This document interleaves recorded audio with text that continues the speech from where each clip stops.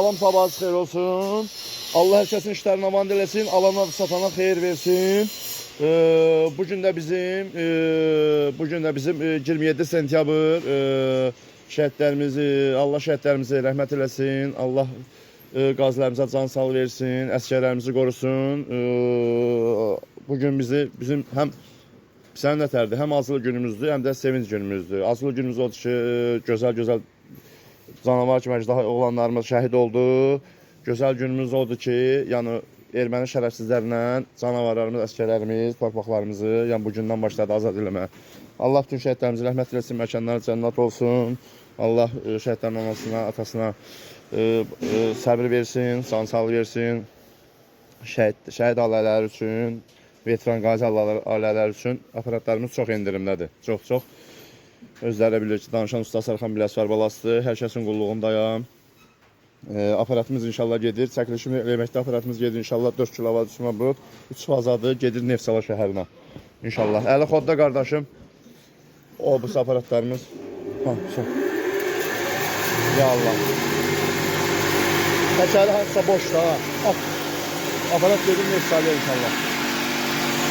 Vallahi iptaya.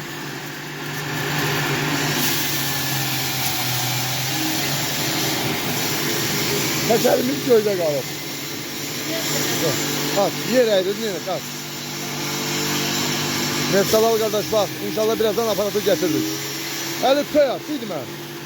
Onu töyat. Bax, qalınlığa bax.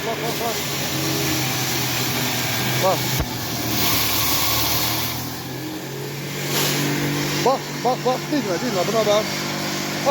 Töyat, bax. Yondamız biraz göğü yonda derler. Nem yondadır. Onu peyat.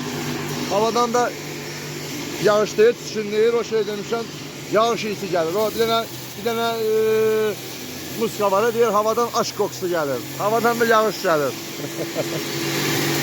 4 kilovat üstüne vurur 4 teker.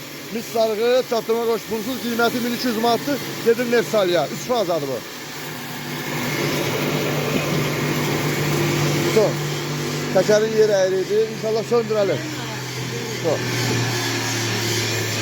Bu aparatlarımız da hamısı hazırdır. Bunun sağ qoşulmayıb, bunun bıçaqları qoşulub. Bu da gedir Kürdəmirə inşallah. Motor öz vermişdi qardaş, qalan şey bizdən. Motoru ilə avtomatı özü vermişdi qardaş. Hazırdır.